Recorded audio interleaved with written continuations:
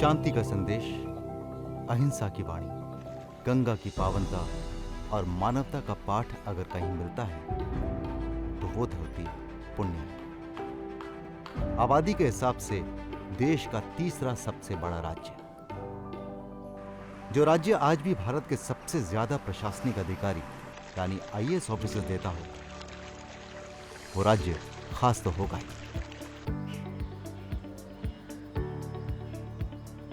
लगभग 145 स्टेप। कभी पाटलिपुत्र के नाम से विख्यात ये शहर विश्व के उन चंद शहरों में से एक है जिनका लिखित इतिहास लगभग 2500 साल से भी ज्यादा पुराना है। न जाने कितने साम्राज्यों की कितनी शताब्दियों तक ये पाटलिपुत्र राजधानी रही। ऐसा कहा जाता है कि करीबन 2200 साल पहले सम्राट अशोक के शासन में ये शहर विश्व के सबसे बड़े शहरों में से एक था। दो बड़े धर्म, बौद्ध धर्म और जैन धर्म, यहीं से शुरू हुए थे। चंद्रगुप्त मौर्य, चाणक्य, सम्राट अशोक, आर्यभट्ट, डॉक्टर राजेंद्र प्रसाद और जेपी नारायण जैसे दिग्गजों का ये शहर, गंडक नदी, सोन नदी और गंगा के संगम पर बैठा ये शहर अगर कभी मगध की राजधानी पाटलिपुत्र था तो आज बिहार की राजधानी पटना है।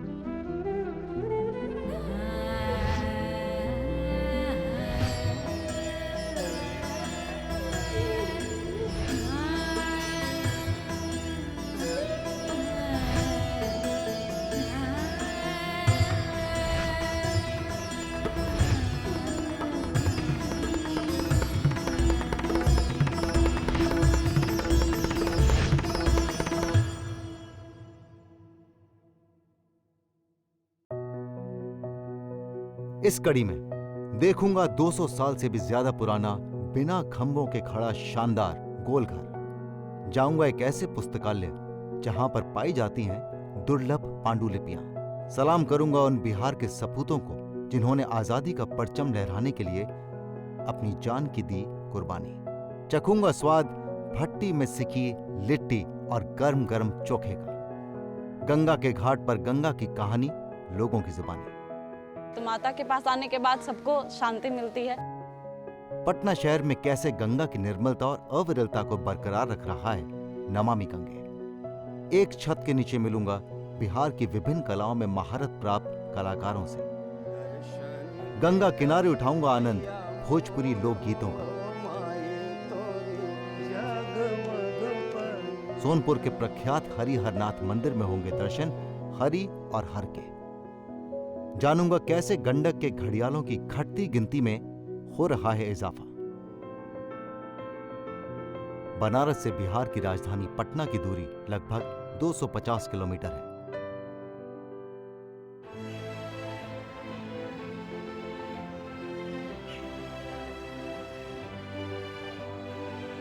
सत्रह में भारत में अकाल पड़ा, सूखा पड़ा और उस अकाल का सबसे ज्यादा प्रभाव बिहार और बंगाल पे पड़ा। तकरीबन 1 करोड़ लोग उस अकाल का शिकार हो गए। उस समय भारत में अंग्रेज़ों की हुकूमत थी। उनके पहले गवर्नर जनरल वॉरेन हेस्टिंग्स ने यह आदेश दिए कि ऐसा उपाय ढूंढा जाए कि अगर भविष्य में कोई ऐसी आपदा आए तो उनकी अंग्रेज़ी सेना भूख का शिकार ना हो जाए। तो इसीलिए 1786 में आम लोगों के लिए नहीं बल्कि अंग्रेज़ी सेना के लिए अनाज को सालों साल सुरक्षित रखने के लिए इस गोलघर का निर्माण हुआ।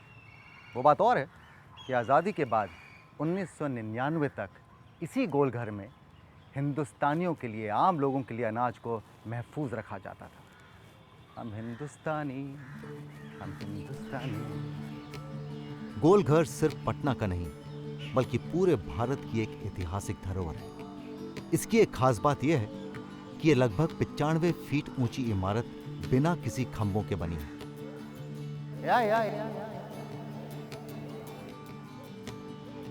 ये जो तजुर्बा है अंदर जाकर खड़े होने का, ये आपको सिर्फ यहीं मिल सकता है। मैं क्षमा चाहता हूँ कि मैं आपको अंदर नहीं ले जा सका क्योंकि अंदर कैमरा ले जाना अलाउड नहीं है, लेकिन कभी अगर आप पटना आएँ तो इस गोल घर में ज़रूर आइएगा और अगर मौका मिले तो अंदर ज़रूर जाइएगा। आप अपनी आवाज़ खुद कम से कम 35 बार सुनेंगे। जी हाँ, अगर इसमें खड़े होते हैं सेंटर के अंदर और अगर आप अपना नाम पुकारते हैं या कुछ भी बोलते हैं तो वो 35 बार गूंजता है। गोलघर के ऊपर से गंगा किनारे बसे पटना शहर का एक अलग ही नजारा दिखता है। तभी तो ये अंग्रेजों द्वारा बनाई गई इमारत आज भी सैलानियों का एक मुख्य आकर्षण है।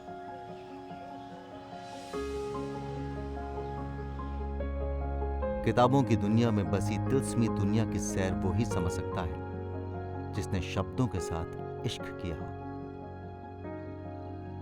वो पलटते पन्नों की खुशबू, वो कल्पनाओं के मंजर। By an act of parliament, an institute of national interest घोषित गंगा के किनारे बनी खुदा बख्श लाइब्रेरी इतिहास का खजाना है, जहां आपको दुर्लभ पांडुलिपियों को देखने का एक नायाब एहसास मिलेगा। ये इमारत पुस्तक प्रेमी खुदा बख्श का कभी घर हुआ करता था, जिसको उन्होंने इस लाइब्रेरी बनने के लिए दान कर दिया था। क्या सोच रहे हैं कि मैं क्या कर रहा हूं? अजी पुस्तक पढ़ रहा हूं। पुस्तकें ज्ञान का भंडार होती हैं। जब हम किसी को पुस्तक दान देते हैं तो हम किसी को ज्ञान का वाहन दान में देते हैं। मैं इस समय जिस ऐतिहासिक पुस्तकालय में बैठा हूं, उस पुस्तकालय के पीछे एक बहुत खूबसूरत कहानी है।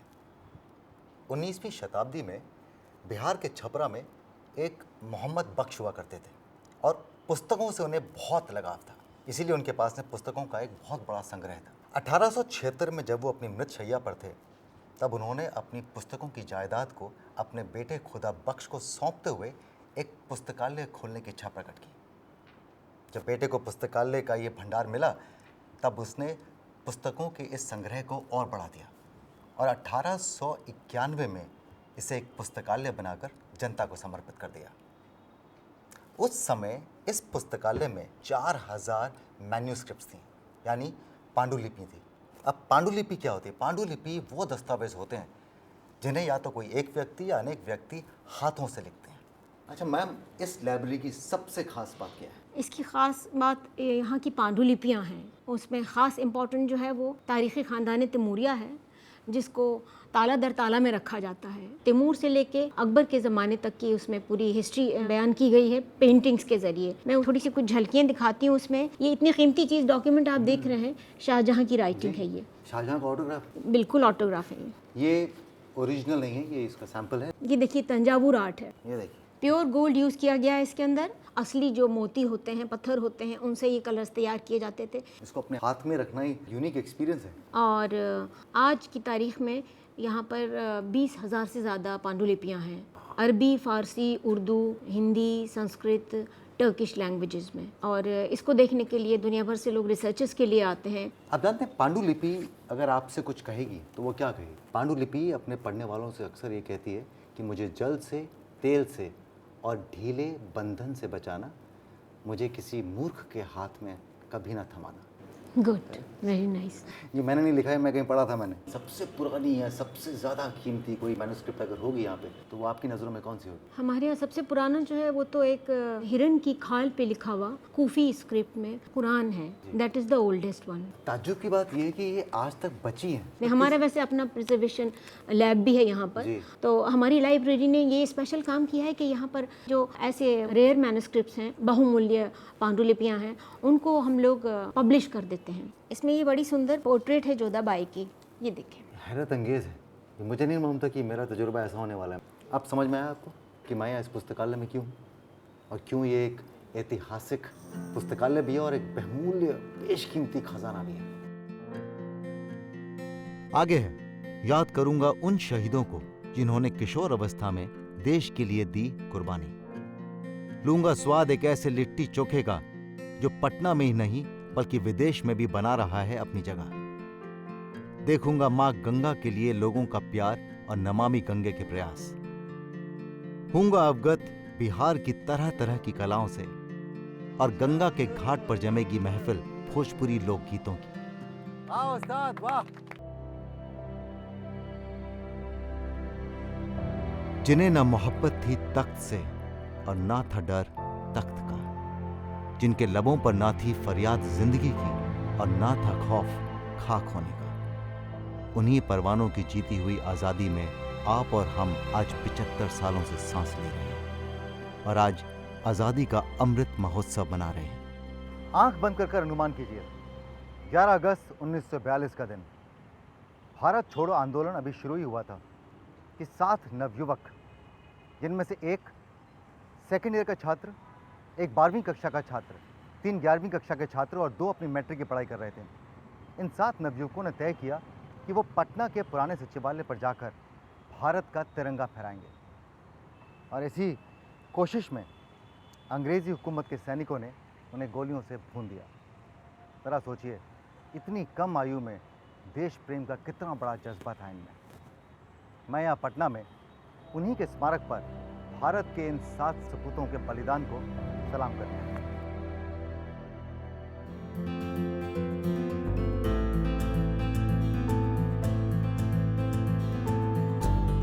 भट्टी पर सिकती लिट्टी और उधर पतीले में रखा गर्म गर्म चोखा। पिछली बार जब मैं बिहार आया था तो इसका आनंद नहीं उठा पाया, पर इस बार मैं ये ठान कर आया था कि लिट्टी चोखा जरूर चखना है। गंगा की मिट्टी और बिहार की लिट्टी, इन दोनों का संगम हुई जाए तो क्या बताएं भैया, मंगल हो जाए। सही बोले? अच्छा बोले, अच्छा बोले ना। अच्छा बोले। अब ये बताइए कि क्या बात है कि लिट्टी चोखा और बिहार का इतना गहरा नाता है। ये नाता बहुत सदियों पुराना है जी। बिहार और लिट्टी चोखा का। हाँ। और ये बिहार ही नहीं, ये नाता अब बहुत दूर दूर तक जुड़ने जा रहा है। हाँ इंडिया से बाहर भी जोड़ दिए हैं। एग्जैक्टली। मैं आपको बताऊं एक बात कि इस लिट्टी चोखे का स्वाद सिर्फ पटना में नहीं है, फिलीपींस में है, सिंगापुर में है। ये सिंगापुर और फिलीपींस कैसे पहुंच गए? दिल्ली में फूड फेस्टिवल हुआ करता है जी। वहाँ से जो सेलेक्ट होते हैं लोग, हाँ। वो इंटरनेशनल लेवल पे फूड फेस्टिवल में भाग ले सकते हैं। बहुत बढ़िया। 2 बार सिंगापुर, 1 बार फिलीपींस। देखिए भैया, सिर्फ हिंदुस्तानी नहीं है, बाहर के लोग भी इसको पसंद करते हैं। मेरे मुंह में पानी आ रहा है, मैं बोल नहीं पा रहा हूँ। ये मुझे एक बना के खिला दीजिए ना। अच्छा, ये बनता गेहूं के आटे का है? गेहूं के आटे हैं, इसके अंदर चने की सत्तू। ये तो बड़ा सेहत वाला भी होगा मामला। हाँ, हेल्दी तो है सर। अरे वाह। और टेस्टी भी है। देसी घी में मारा इसने एक छलांग। ये आलू है? आलू, बैंगन, टमाटर। ये क्या है? चना, मूंगफली, बादाम, पोस्ता दाना, ये सब का चटनी। जी। ये हरी मिर्च फ्राई है। अरे वाह यार। चलिए मैं खा लेता हूँ, वक्त तो मुझसे रहा भी नहीं जा रहा है। अच्छा। भैया मजा आ गया। तो एक बार नहीं, आप दिन में 3-4 बार खा सकते हैं और हर बार आपको खाने की उतनी ही इच्छा होगी जितनी कि समय मेरे को हो रही है। अच्छा ये बताइए, कितने सालों से, वर्षों से ये चल रहा है? देखिए, हम ये लिट्टी चोखा 2004 से बेच रहे हैं। हम बहुत गरीब फैमिली से बिलोंग करते हैं। हम लोग 8 भाई बहन थे। तो यहाँ पटना हम भाग के आए थे 99 में। और उसके बाद मैंने होटल में नौकरी किया, प्लेट धोया, फिर झाल मुढ़ी बेचा। उसके बाद कुछ मेला लाइन में जो है लिट्टी वगैरह का स्टॉल लगाया। तो इतना डिमांड मेरे लिट्टी का हुआ कि हर एरिया में हमको काउंटर देने पे मजबूर होना पड़ा। देखा आपने, कहते हैं ना, हिम्मत मर्दे तभी मदद खुदा।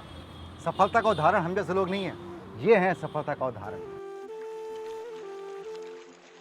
गंगा के बारे में हमने ऋषियों की वाणी सुनी और कुछ अपनी भी सुनाई, पर अगर गंगा को गंगा प्रेमियों से नहीं सुना तो बात अधूरी है। गंगावरी गोदावरी तीरथ में प्रयाग, माता बरी कौशल्या जहाँ राम लियो अवतार। गंगा की महिमा अपरंपार है, सर्वोत्तम घाट है, तभी तो गंगा आरती होती है। सबसे मनमोहक और सुंदर दृष्टि और शांति मिलती है। हमको ऐसा लगा कि हम पटना में हैं ही नहीं, गोवा या कहीं बीच पे आए हुए हैं। इतना सुंदर लगा। अब तो शौक से लोग आते हैं, मॉर्निंग में वॉक करते हैं, शाम में तफरी के लिए आते हैं। बच्चे बराबर जिद करते हैं कि चलिए घाट चलिए। जब ये नहीं बना हुआ था तो मतलब समझिए तो पटना में कोई घूमने का जगह नहीं था। पहले तो लोग आना नहीं चाहते थे, इतना गंदगी रहता था, इतना डेंजरस था। मतलब कि कोई आए तो मतलब कि स्लिप करके, ऊपर रास्ता सही नहीं था यहाँ पर। ज़्यादातर कचरा भरा हुआ रहता था, मतलब जा नहीं सकते हैं। नमामि गंगे से ये मैं देख रहा हूँ, पूरे घाट पर सफाई सुथरा बड़ा दुरुस्त होता है। पहले से अब का बहुत विकास हुआ है। आज भी हम इधर आते हैं तो जरूर इस घाट पे आते हैं और इस पे हम घूमते हैं। तो माता के पास आने के बाद सबको शांति मिलती है और खुशी भी मिलती है।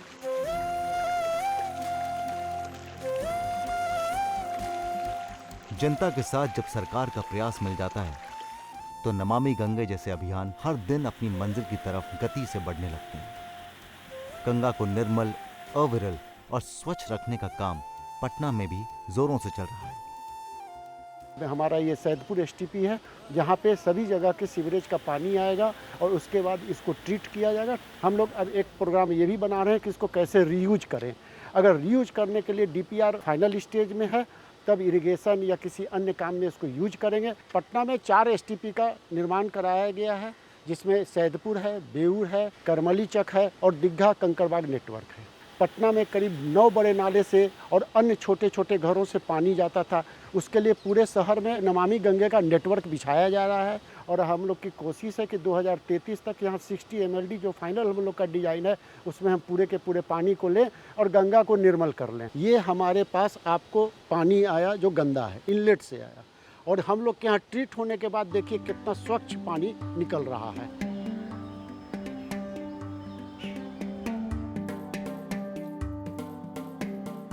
तेरह कलाओं का समावेश।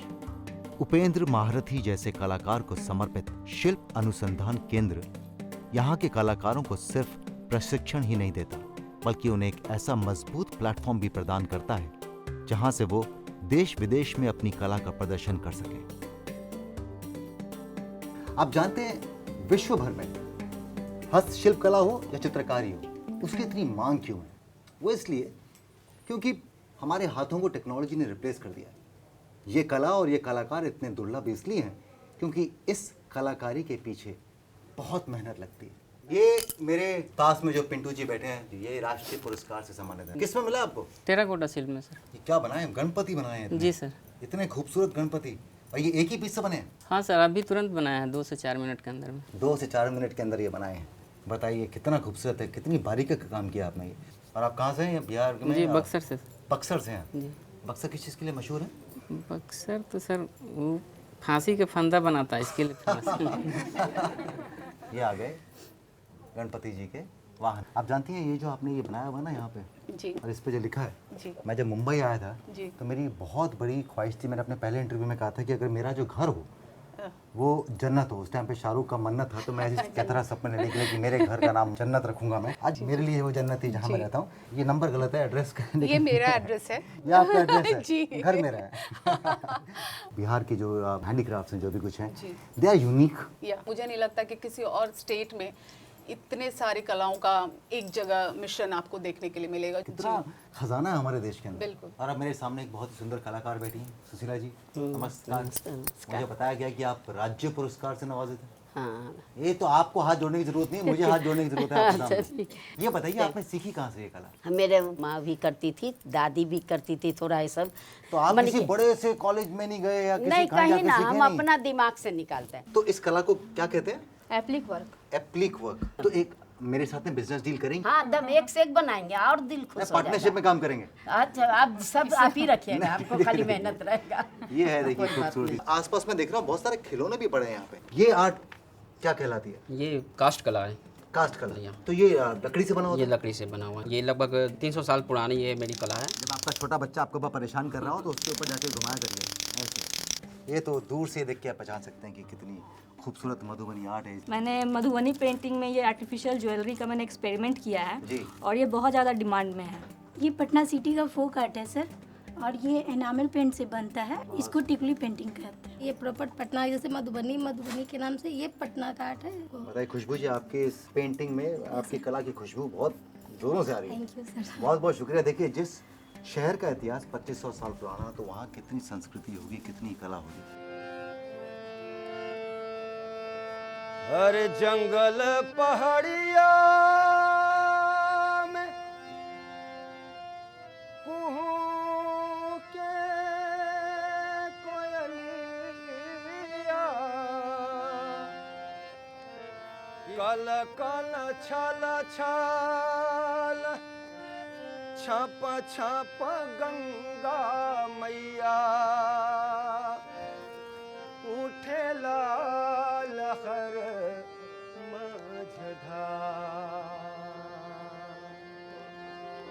हियवा में बसेला हिलोर हो माई तोरी, जगमग पनिया, जगमग पनिया हो, जगमग पनिया, हियवा में बसेला हिलोर हो माई तोरी, जगमग पनिया। दर्शन दे द मैया मोर हो माई तोरी,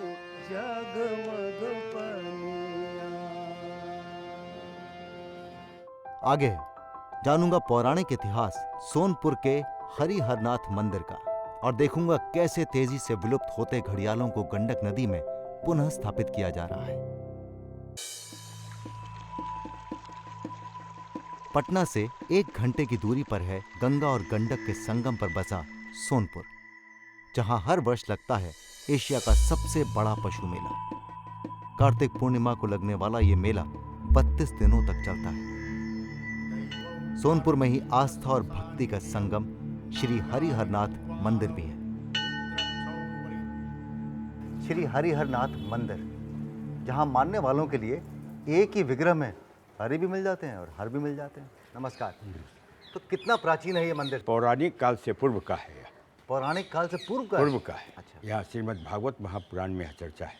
उसके पूर्व हरिहर क्षेत्र था। विग्रह, जो खास बात है इस मंदिर की वो है यहाँ के विग्रह, जिसके अंदर जी हरि भी हैं और हर भी हैं। हाँ, महाभारत काल में भगवान श्री कृष्ण चंद्र की नारायणी सेना और भगवान शंकर जो बानासुर के गेटकीपर थे, रखवाली कर रहे थे, दोनों के बीच युद्ध हुआ था।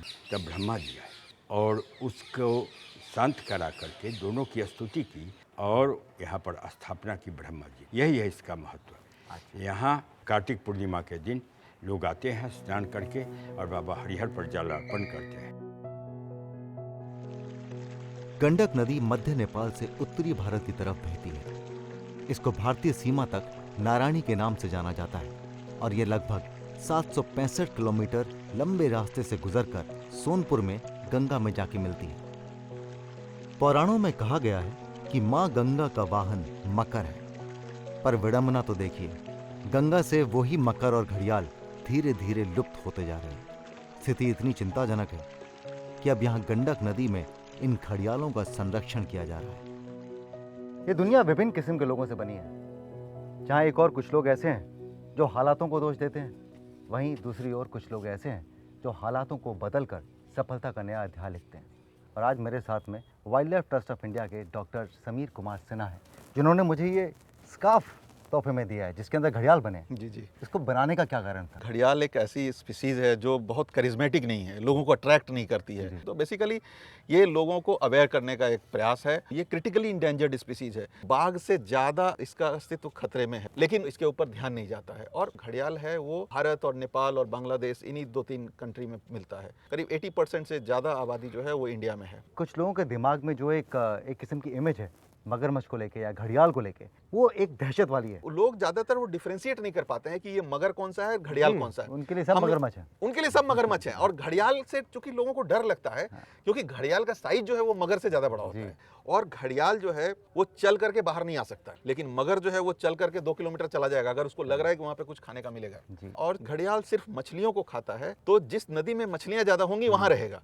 तो आप अगर ओवरऑल देखें तो जो नदी का जो हेल्थ है ये इसका इंडिकेटर है। और ये एक ऐसी स्पीसीज है जो न सिर्फ नदी बल्कि इसके नदी के किनारे जो हैं उसके हेल्थ को भी दर्शाती है, क्योंकि अंडा देने के लिए इसको रेत के ऊपर आना है। घड़ियाल को साफ पानी के साथ साथ साफ रेत भी चाहिए। और कोई खास वजह है कि इस एरिया में ज्यादा घड़ियाल क्यों पाए जाते हैं? अगर मैं पूछूं आपसे तो नदी के बीच में बालू का रेत का जो टीला बनता है, घड़ियाल उसके ऊपर आकर के बास्किंग करता है, धूप सेकता है। वो धूप सेकने की जगह सबसे जरूरी है रेप्टाइल्स के लिए। और डिस्टर्बेंस कम हो, फिशिंग प्रैक्टिसेस कम हो, तो घड़ियाल वैसे जगहों पे आकर के। और ये सारे पहलू यहाँ सोनपुर में बिल्कुल पहली बार 2010 में जब अध्ययन किया गया तो मात्र 15 घड़ियाल मिले थे। 15 घड़ियाल से तो ये गंडक का पॉपुलेशन सर्वाइव नहीं करेगा, तो इसका स्ट्रेंथनिंग के लिए हमको पॉपुलेशन अलग से डालना पड़ेगा। तो पटना में संजय गांधी जैविक उद्यान है, वहाँ पे घड़ियालों का स्टॉक था हमारे पास अवेलेबल। वहाँ से हमने 30 घड़ियाल यहाँ पर ला करके छोड़े। 30 घड़ियाल छोड़ करके जब हम लोगों ने इसका सर्वे, उसकी मॉनिटरिंग शुरू की, तो उसके बाद हम लोगों ने देखा कि इसके अंडे देने के स्थान हम लोगों को पता चले। सबसे इंपॉर्टेंट है जो नदी के किनारे लोग जो रहते हैं, जो दिन भर घड़ियाल के साथ रह रहे हैं, तो हम लोगों ने उनको जोड़ा अपने साथ और बेसिकली वही हमको बताते हैं कि घड़ियाल कहाँ ज्यादा दिख रहा है। आज हमारे जितने भी नेस्ट हैं वो लोकल लोग बचाते हैं, और लास्ट ईयर हमने 125 बच्चों को रिलीज किया गांव वाले के सहयोग से। अभी हमारे पास 250 से ज्यादा घड़ियाल हैं। यहाँ पहले सिर्फ 15 मिले थे आपको? यहाँ 15 मिले थे। और सबसे महत्वपूर्ण बात है कि ये चंबल के बाद सेकंड लार्जेस्ट पॉपुलेशन है। बहुत अच्छा काम कर रहे हैं आप डॉक्टर सिन्हा। उम्मीद करता हूँ कि अगले साल जब वापस आए या अगले से अगले साल वापस आए तो 250 नहीं, कम से कम 1000 हमें यहाँ घड़ियाल मिले। जल है तो जीव है, जीव है तो जीवन है, और जीवन है तो आप और हम हैं। तो यहाँ गंडक नदी के घाट पर मेरा पटना और सोनपुर का सफर समाप्त होता है। लीजिए इस बार लिट्टी चोखा भी चख लिए।